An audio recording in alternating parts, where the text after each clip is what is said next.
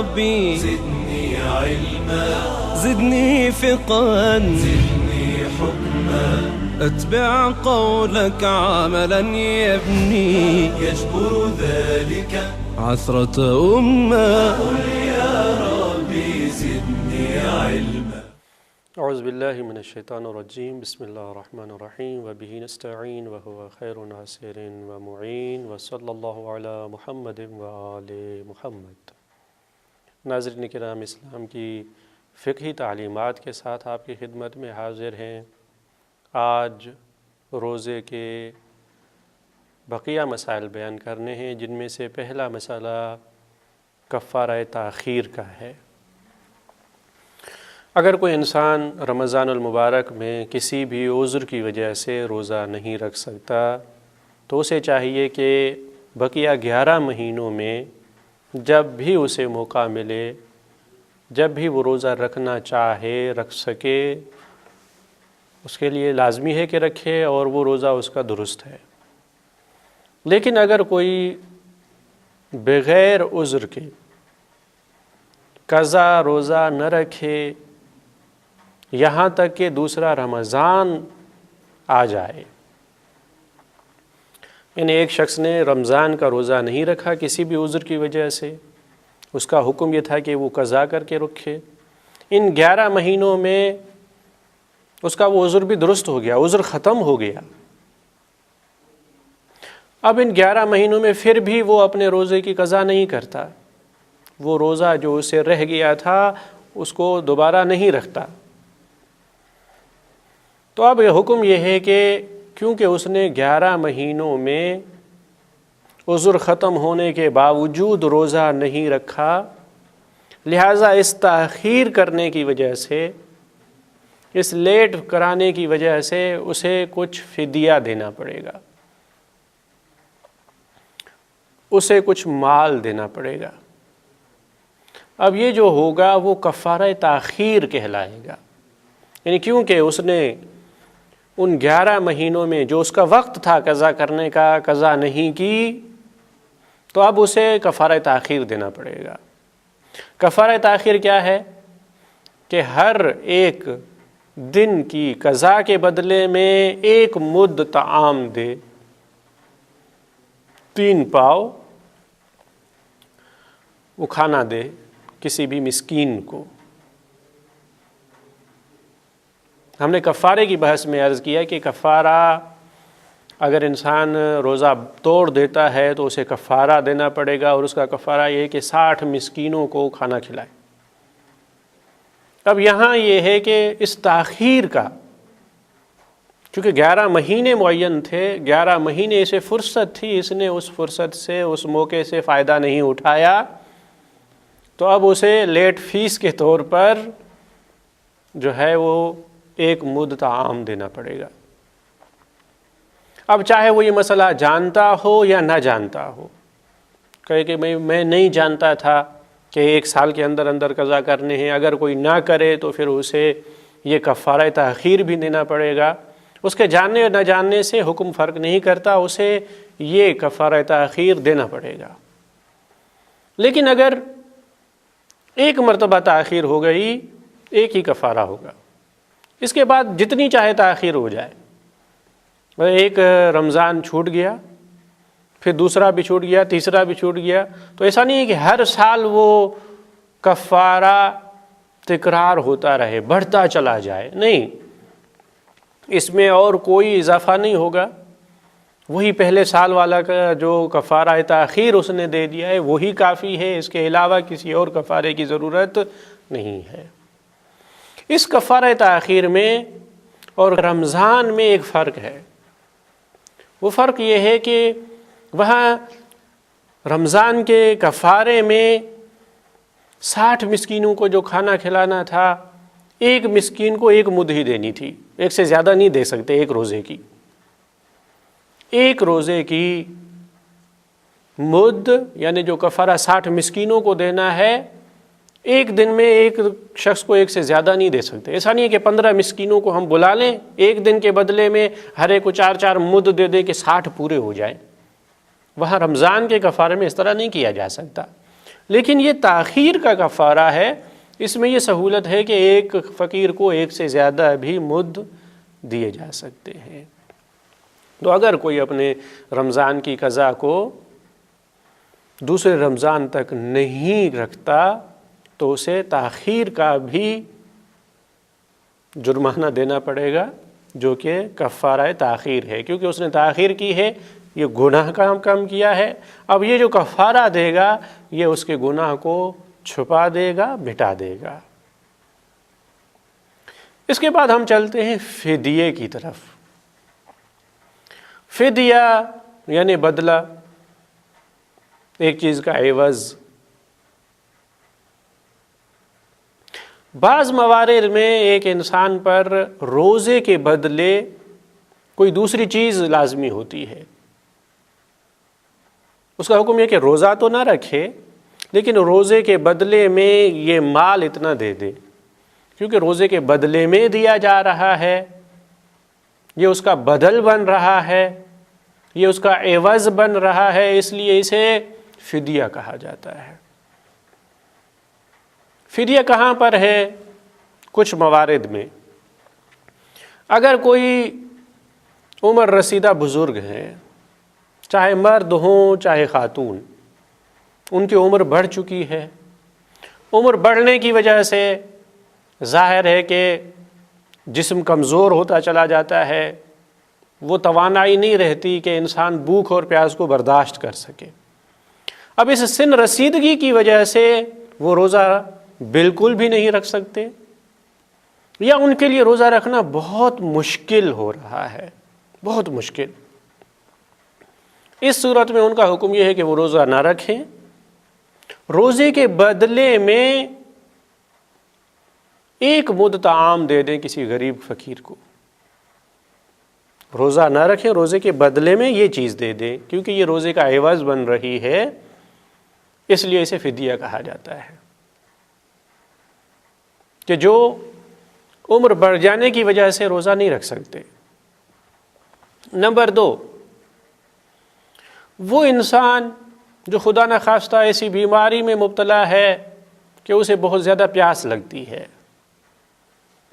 بہت شدید پیاس لگتی ہے، اتنی پیاس لگتی ہے کہ وہ زیادہ دیر برداشت نہیں کر سکتا، وہ روزہ نہیں رکھ سکتا اس پیاس کی وجہ سے، اس تشنگی کی وجہ سے، استسقاء کی بیماری ہے، وہ زیادہ دیر تک پیاس برداشت نہیں کر سکتا، اس کے لیے بھی یہی ہے کہ وہ روزہ نہ رکھے، روزے کے بدلے میں ایک مد طعام دے دے، یہ فدیہ ہو جائے گا۔ تیسرا، وہ شخص جو کسی بھی بیماری میں مبتلا ہے، کوئی بھی بیماری جس کی وجہ سے روزہ نہیں رکھ سکتا، اور پھر یہ ہوا کہ بقیہ 11 مہینوں میں بھی، کیونکہ وہ بیمار تھا اس وقت تو روزہ نہیں رکھ سکتا تھا، بعد میں جب بیماری ختم ہو جائے تو اس کے لیے قضا ہے، لیکن اگر بعد میں 11 مہینوں میں بھی یہ بیماری اس کی خدا نخواستہ باقی رہے، یعنی وہ پورا سال بیمار رہا، اس صورت میں یہ ہے کہ اس پر قضا نہیں ہے، اور وہ روزے کے بدلے میں ایک مد طعام دے گا، فدیہ دے گا۔ 3 اشخاص ایسے ہیں اس طرح کے جن پر روزہ نہیں ہے، اس کے بدلے میں فدیہ دے دے، ایک مد طعام دے دے۔ لیکن پہلے 2 مورد جو ہم نے بیان کیے کہ عمر رسیدہ کوئی مرد ہو یا خاتون ہو، یا جس شخص کو استسقاء کی بیماری ہے، اگر یہ دونوں بقیہ 11 مہینوں میں اگر روزہ رکھنے کے قابل ہو جائیں، کیونکہ دیکھیں فرض کرتے ہیں کہ رمضان گرمیوں میں آ گیا، شدید گرمی ہے، اب کوئی پیاس برداشت نہیں کر سکتا، وہ عمر رسیدہ ہیں، روزہ نہیں رکھ سکتے، اب یہ کیا کریں؟ اگر سردیاں جب آ جائیں، دن چھوٹے ہونے لگیں، گرمی نہ ہو، پیاس کا اتنا احساس نہیں ہوتا، وہ روزہ رکھ سکیں، تو ان کے لیے لازمی ہے کہ وہ قضا کریں۔ فدیہ ان کے لیے ہے کہ جو بالکل بھی نہ رکھ سکیں، ان کے لیے پھر یہ حکم ہے کہ وہ قضا کریں، لیکن جو پورا سال بیمار رہتا ہے اس کے لیے قضا نہیں ہے، وہ صرف فدیہ دے دے۔ چوتھا اور 5واں مورد، وہ خاتون جو حاملہ ہیں، ان کے پیٹ میں بچہ ہے، اب ڈیلیوری کا وقت قریب ہے، اب اگر وہ روزہ رکھیں تو خود ان کے لیے نقصان دہ ہے، یا ان کے پیٹ کے اندر جو بچہ ہے ان کے لیے ضرر ہے، نقصان ہے، کیونکہ خود ان کو بھی توانائی چاہیے اور اس بچے کو بھی توانائی چاہیے۔ اگر یہ روزہ رکھیں تو خود اس کے لیے یا بچے کے لیے ضرر ہو سکتا ہے۔ اس صورت میں یہ ہے کہ وہ ابھی روزہ نہ رکھیں، ہر روزے کے بدلے میں 1 مد طعام دیں، پھر اس کی قضا بھی کرنی ہے، قضا لازمی ہے، لیکن کیونکہ ابھی روزہ نہیں رکھ رہے اس عذر کی وجہ سے، لہٰذا انہیں 1 مد طعام دینی پڑے گی۔ وہ خاتون جو بچے کو دودھ پلا رہی ہے، یعنی اس کے ہاں بچہ دنیا میں آ چکا ہے، چھوٹا بچہ ہے، گود میں ہے، اسے دودھ پلا رہی ہے، اگر یہ روزہ رکھتی ہے تو خود اس کے لیے یا بچے کے لیے نقصان کا سبب ہے، دودھ میں کمی آ جاتی ہے، کمزوری ہوتی ہے۔ اس صورت میں بھی یہ ہے کہ وہ فدیہ دیں، 1 مد طعام دیں، اور بعد میں جب بھی قضا کرنا چاہیں تو ان کے اوپر قضا بھی لازمی ہے۔ یہ ان موارد میں فدیہ دیا جاتا ہے جو روزے کا بدل بنتا ہے، تو اس لحاظ سے اسے فدیہ کہا جاتا ہے۔ اس کے بعد ہم چلتے ہیں قضا روزے کی طرف۔ اگر انسان نے رمضان کا روزہ کسی بھی عذر کی وجہ سے نہیں رکھا تو اس پر قضا لازمی ہے۔ قضا میں یہ لازمی نہیں ہے کہ انسان فوراً قضا کرے، یعنی جیسے ہی رمضان ختم ہوا وہ شروع کرے روزے رکھنا، نہیں، 11 مہینوں میں اس کے لیے موقع فراہم ہے، وہ جب چاہے ان روزوں کو پورا کر لے جو دن رہ گئے تھے۔ رمضان کی گنتی کو، عدد کو، روزوں کو پورا کر لے قضا کر کے۔ قضا اور ادا میں یہاں کوئی فرق نہیں ہوتا، وقت وہی ہے، اذان فجر سے لے کر مغرب تک، اور یہ تمام احکام قضا میں بھی وہی ہیں جس طرح ادا ہوا کرتی ہے،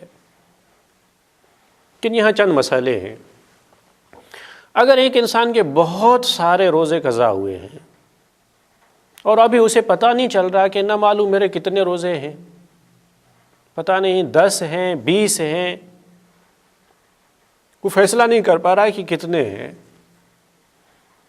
اس صورت میں حکم اس کے لیے یہ ہے کہ وہ کم تعداد کو، کم مقدار کو رکھ لے، یعنی سمجھ رہا ہے کہ 15 یا 20 ہیں تو ان میں سے 15 اس کے لیے لازمی ہے، اس کے اوپر لازمی نہیں ہے۔ جتنی مقدار میں اس کو یقین حاصل ہو کہ اتنے رہ گئے ہیں، وہی مقدار رکھ لے، وہی اس کے لیے کافی ہے، بالکل جس طرح ہم نے نماز کے مسئلے میں ہم نے یہی عرض کیا تھا۔ لیکن روزے کی قضا کے حوالے سے کچھ مخصوص مسائل بھی ہیں۔ ان میں سے ایک مسئلہ یہ ہے کہ اگر کوئی انسان پاگل تھا، جنون کی وجہ سے، دیوانگی کی وجہ سے روزے نہ رکھے، عقل نہیں تھا اس وقت اس کے پاس، تو اس وقت جو روزے قضا ہوئے ان کی قضا نہیں ہے۔ اس وقت جو اس نے روزے نہیں رکھے، بعد میں روزے رکھنا اس کے لیے ضروری نہیں ہے ان دنوں کے۔ یا اگر کوئی کافر تھا پہلے، پھر مسلمان ہو گیا، تو اس کے لیے بھی اسلام نے یہ سہولت دی ہے کہ اس نے کفر کے زمانے میں، جب وہ کافر تھا اس وقت روزے جو نہیں رکھے، اب اس کی قضا اس پر واجب نہیں ہے۔ اسلام نے یہ سہولت دی ہے کہ اگر تم اسلام قبول کر لو تو اس سے پہلے والے گناہ، اس کے پہلے والے روزے تمہارے معاف ہیں، یہ اس کے روزے بھی لازمی نہیں ہے کہ وہ دوبارہ اسے قضا کرے۔ لیکن کوئی مستی کی وجہ سے یا کسی اور سبب کی وجہ سے قضا کرتا ہے تو اس کے لیے وہ روزہ بعد میں رکھنا ضروری ہوتا ہے۔ اگر کوئی انسان مسلمان تھا، خدا نخواستہ وہ پھر کافر بن جائے، دین سے نکل جائے، پھر کچھ عرصے بعد پھر مسلمان ہو جائے، یعنی مسلمان سے مرتد بنا پھر مسلمان ہو گیا، تو کیونکہ پہلے وہ مسلمان تھا، اب لہٰذا اگر وہ مرتد ہو جاتا ہے، کفر کی طرف پلٹ جاتا ہے، تو اب اس دوران جو اس کے روزے قضا ہوئے ان کی قضا کرنا واجب ہے۔ یہ سہولت اس صورت میں تھی کہ کوئی کافر مسلمان بنے، لیکن اگر کوئی مسلمان سے کافر بنتا ہے اس کے لیے یہ سہولت نہیں ہے۔ یہ اپنے قضا کا حکم تھا۔ ماں باپ کی روزوں کی قضا کرنا بھی بڑے بیٹے پر واجب ہے، جس طرح نماز کی واجب تھی، اور قضا اور ادا یہاں ایک ہی معنی میں ہے. جتنے روزے اس کے ماں کے یا باپ کے قضا ہوئے ہیں یہ بڑے بیٹے کا ذمہ داری ہے کہ ان کو رکھے. خود نہیں رکھتا اجرت دے کسی اور کو وہ روزے رکھ لے. یہ بڑے بیٹے کی ذمہ داری ہے. یہاں مرد اور عورت کا کوئی فرق نہیں ہے. اور یہاں بھی یہی حکم ہے کہ اگر اسے پتہ نہیں کہ کتنے ہیں تو جتنی یقینی تعداد ہے جن کا اسے یقین ہو رہا ہے اتنے ہی رکھ لے تو اس کے لیے کافی ہے. لیکن اگر کوئی خود رمضان میں کسی کا انتقال ہو جاتا ہے، اب کیونکہ قضا تب ہوگی جب رمضان ختم ہو جائے، تو خدا نخواستہ کسی کی رمضان میں ہی موت واقع ہو گئی تو اس کے رمضان والے روزوں کی قضا کرنا وہ واجب نہیں ہے، کیونکہ ان روزوں کی قضا ہوگی جو اس کے ذمے تھے. اب یہ ان کی قضا اس کے ذمے پہ آئی ہی نہیں. یہ قضا اس کے ذمے تب آتی جب رمضان ختم ہو جاتا. اگر رمضان ختم ہونے سے پہلے اس کا انتقال ہو جاتا ہے تو اس کی قضا ان پر واجب نہیں ہے.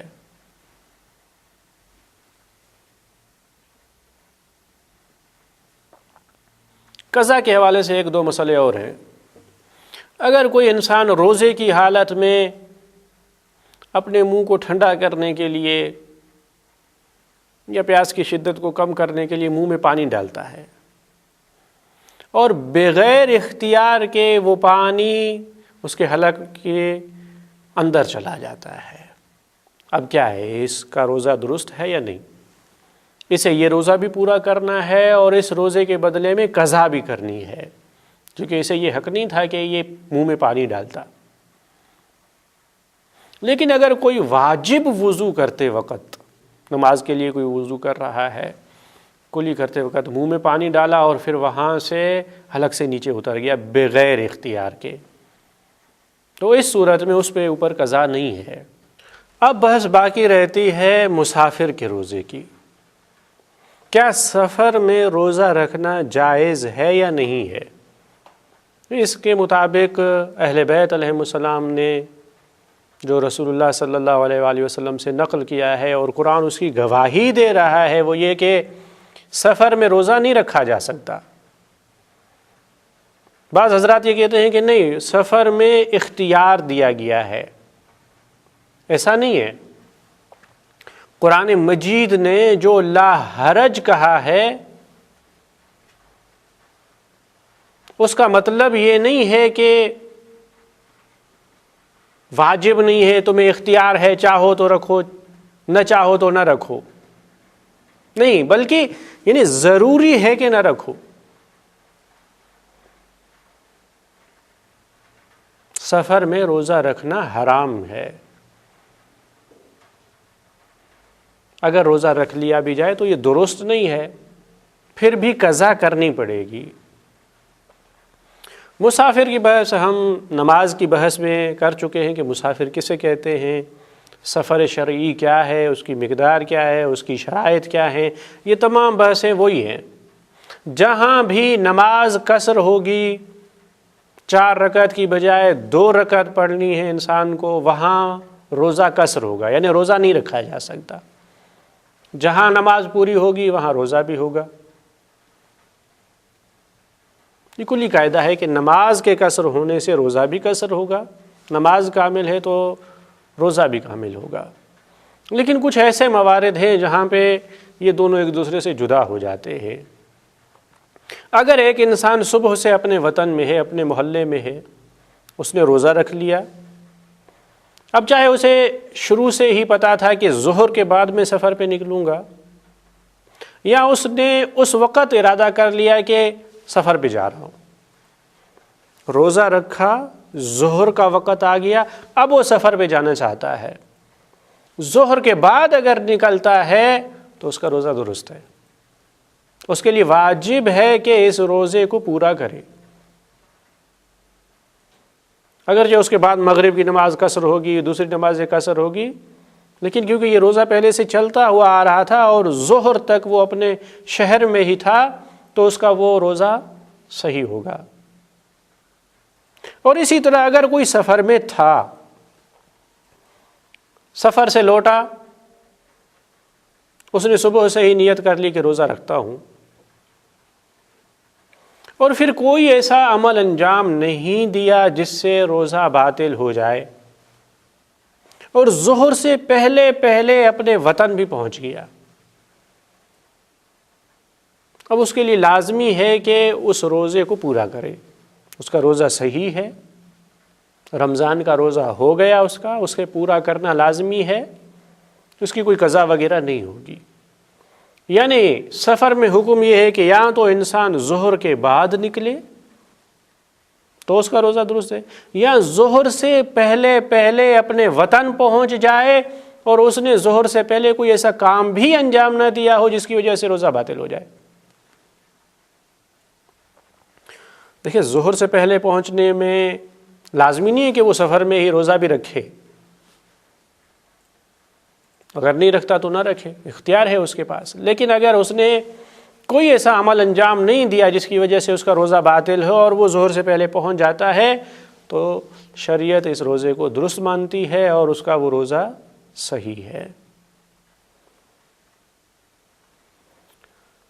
یہ روزے کے احکام ہیں سفر کے لحاظ سے۔ جو سفر میں انسان روزہ نہیں رکھتا، ظاہر ہے کہ بعد میں پورے 11 مہینوں میں جب بھی چاہے اس کی قضا رکھ سکتا ہے، اور یہ مسافر کو ایک سہولت دی گئی ہے کہ سفر کی وجہ سے اسے جو پریشانیاں پیش آتی ہیں ان میں اسے زیادہ پریشانی نہ ہو، اور یہ الزامی حکم ہے، یعنی ایسا نہیں ہے کہ صرف اجازت دی جا رہی ہو کہ نہ رکھو، تمہاری مرضی، نہیں، اگر رکھو گے تو درست نہیں ہے۔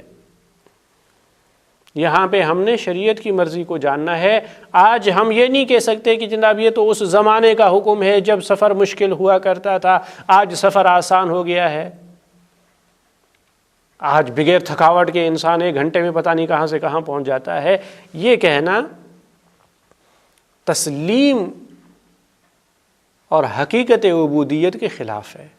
تم بندے ہو، اللہ کے بندے ہو، تم نے شریعت کا حکم ماننا ہے، جو اللہ کا قانون ہے اس کو ماننا ہے، وہاں پہ ہم اپنی طرف سے فیصلے نہیں کر سکتے۔ یہ حکم ہمیشہ کے لیے ہے، چاہے سفر اس زمانے کی طرح مشکل ہو یا نہ ہو۔ آج کچھ کم مشکلیں ہو سکتا ہے کل اور کچھ زیادہ آسانیاں آ جائیں، اتنی بھی پریشانیاں نہ رہیں، لیکن یہ حکم ہمیشہ کے لیے ہے کہ سفر میں جب انسان جاتا ہے تو سفر میں اس کا روزہ نہیں ہوگا۔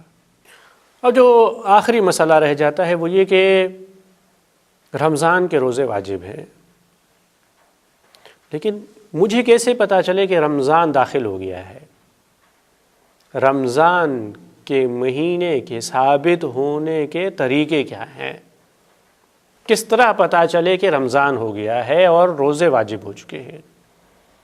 جیسے کہ انسان چاند دیکھے، اگر انسان خود چاند دیکھتا ہے تو اس میں تو کوئی شک نہیں کہ اس کے لیے یقینی طور پہ ثابت ہو جاتا ہے کہ رمضان داخل ہو گیا ہے، اب اس کے لیے روزہ رکھنا واجب ہے۔ اگر کوئی خود نہیں دیکھتا اور 2 عادل اشخاص، عادل جنہوں نے شریعت کی خلاف ورزی نہیں کی اور اس کی عدالت ان کے ہاں ثابت ہے، وہ آ کے کہیں کہ ہم نے چاند دیکھا ہے، تو بھی اس شخص کے لیے رمضان ثابت ہو جائے گا اور روزہ رکھنا اس کے لیے واجب ہو جائے گا۔ اگر شہرت ہو جائے، مشہور ہو جائے بات کہ رمضان کا چاند دکھائی دیا ہے، اور یہ اتنا مشہور ہو جائے، یہ اتنے لوگوں سے جا کے سنے کہ اسے یقین ہو جائے کہ واقعاً چاند دکھائی دیا ہوگا، ورنہ یہ اتنے سارے لوگ اس طرح تو نہیں کہیں گے، اسے یقین ہو جائے شہرت کی وجہ سے، تو بھی رمضان ثابت ہوگا اور اس کے لیے روزہ رکھنا لازمی ہوگا۔ چوتھا راستہ یہ ہے کہ شعبان کے چاند سے 30 دن گزر جائیں، کہ شعبان کے بعد رمضان المبارک کا مہینہ آتا ہے۔ شعبان زیادہ سے زیادہ 30 دن کا ہی ہو سکتا ہے، کوئی بھی اسلامی مہینہ 31 دنوں کا تو نہیں ہے۔ اگر شعبان سے 30 دن گزر جائیں تو بھی رمضان ثابت ہو جائے گا اس کے لیے۔ یہ ہے رمضان کا حکم۔ رمضان کس طرح ثابت ہوگا؟ اس کے یہی طریقے ہیں، اس کے علاوہ کوئی اور طریقہ نہیں۔ کسی جنتری میں ہم نے لکھا ہوا پایا نہیں، کسی شخص نے ایسے کہہ دیا، مجھے یقین نہیں ہوا، تو میرے لیے رمضان ثابت نہیں ہوگا۔ اگر مجھے یقین نہ ہوا، میں نے روزہ نہ رکھا اور بعد میں پتہ چلا کہ واقعاً آج پہلی رمضان ہے، پھر یقین بھی ہو گیا کہ آج پہلی رمضان ہے، دن میں ظہر کے وقت جب میں نے روزہ نہیں رکھا، تو اب مجھے اس روزے کی صرف قضا کرنی پڑے گی، کفارہ نہیں ہے، کیونکہ میرے ہاں رمضان ثابت ہی نہیں ہوا تھا تو میں نے عمدن روزہ نہیں چھوڑا۔ شک والے دن جب پتہ نہ چلے کہ رمضان ہے یا نہیں ہے، اس دن رمضان کی نیت سے روزہ رکھا ہی نہیں جا سکتا، حرام ہے اصلاً، تو میں نے وہ روزہ نہیں رکھا، اب بعد میں ثابت ہو جائے کہ یہ رمضان تھا تو صرف قضا واجب ہوگی۔ اگر فرض کریں کہ اس دن یعنی جو مشکوک دن تھا، جس کے بارے میں یقین نہیں تھا کہ یہ رمضان ہے یا نہیں ہے، اس دن کوئی دوسرا روزہ رکھ دے انسان، مستحب روزہ، کیونکہ شعبان تو یقینی ہے اور شعبان کے روزے مستحب ہیں، کسی نے مستحب روزہ رکھا، دن میں پتہ چلا کہ آج رمضان ہے، یقین ہو گیا اسے، تو اس کا وہ روزہ رمضان کے روزے کی جگہ پہ آ جائے گا، یعنی اس کا وہ روزہ درست ہے اور رمضان کا روزہ شمار ہوگا، بعد میں اس روزے کی قضا بھی نہیں کرنی۔ اور اسی دن اگر انسان قصد رجا کی نیت سے روزہ رکھ لے، اس نیت سے کہ اگر رمضان ہوا تو یہ اس کی جگہ لے لے گا، میں قربتاً اللہ رکھ رہا ہوں، پھر رمضان ثابت ہو جائے اس کا یہ روزہ رمضان کے روزے کی جگہ لے لے گا اور اس کا وہ روزہ صحیح شمار ہوگا، اس کے لیے قضا کی ضرورت نہیں پڑے گی۔ یہ رمضان المبارک کے ثابت ہونے کے طریقے ہیں۔ اگر ایک شہر میں رمضان ثابت ہو جائے، دوسرے شہروں کا کیا حکم ہے؟ اب دیکھیے کہ ایک مرتبہ یہ ہوتا ہے کہ آسمان بالکل صاف ہے، اگر کوئی انسان دوسرے شہروں میں بھی دیکھنا چاہے تو کوئی رکاوٹ نہیں ہے، وہ بھی دیکھ سکتے ہیں۔ اس صورت میں اگر دوسرے شہر میں ثابت ہو جائے تو میرے ہاں ثابت نہیں ہوگا، کیونکہ ہمارے ہاں بھی آسمان صاف ہے، ہم دیکھ بھی رہے ہیں، اگر ہمیں پھر بھی دکھائی نہ دے تو ظاہر ہے کہ یقین پیدا نہیں ہوگا، اطمینان نہیں ہوگا کہ وہ صحیح کہہ رہے ہیں، ہم خود دیکھ رہے ہیں، کوئی رکاوٹ بھی نہیں ہے۔ لیکن اگر رکاوٹیں ہوں اور ان کے کہنے سے ہمیں اطمینان یقین ہو جائے تو پھر اس دن رمضان ثابت ہوگا اور روزہ رکھا جا سکتا ہے۔ یہ ہے روزے کے احکام، روزہ رکھنے کے۔ لیکن جب رمضان جاتا ہے تو اس کے بعد شوال آتا ہے، عید کا مسئلہ ہے، عید کے دن بھی روزہ حرام ہے۔ اگر یہ دن رمضان کا ہے یعنی 30 رمضان ہے آج تو روزہ واجب ہے، لیکن آج اگر یکم شوال ہے روزہ رکھنا حرام ہے۔ اب ہم کیا کریں، نہیں معلوم کون سا ہے۔ اب یہاں میری ذمہ داری یہ ہے کہ روزہ رکھنا ہے مجھے، کیونکہ پہلے سے ہی رمضان چلا آ رہا ہے، جب تک ثابت نہیں ہو جاتا کہ رمضان ختم ہو گیا، عید کا چاند دکھائی دیا، اس وقت میں نے روزہ رکھنا ہے۔ لہذا فرق ہے آخر رمضان اور اول رمضان میں۔ اول رمضان میں رمضان کی نیت سے شک والے دن روزہ نہیں رکھا جا سکتا، لیکن آخر رمضان میں جب تک شوال ثابت نہ ہو جائے میرے اوپر واجب ہے کہ میں روزہ رکھوں۔ اس لیے روایات میں یہ آیا ہے کہ سم للرؤیت و افطر للرؤیا، روزہ اس وقت واجب ہوگا تمہارے اوپر جب تم چاند دیکھ لو، تمہارے ہاں چاند ثابت ہو جائے۔ عید بھی اس وقت مناؤ گے جب تمہارے ہاں ثابت ہو جائے کہ عید ہو چکی ہے۔ اگر رمضان ثابت نہ ہو تو روزہ نہیں ہے، عید ثابت نہ ہو تو عید نہیں ہے، رمضان کا ہی حکم ہے۔ بہرحال یہ روزے کے کچھ مختصر احکام تھے، تفصیلی احکام تفصیلی کتابوں میں دیکھے جا سکتے ہیں۔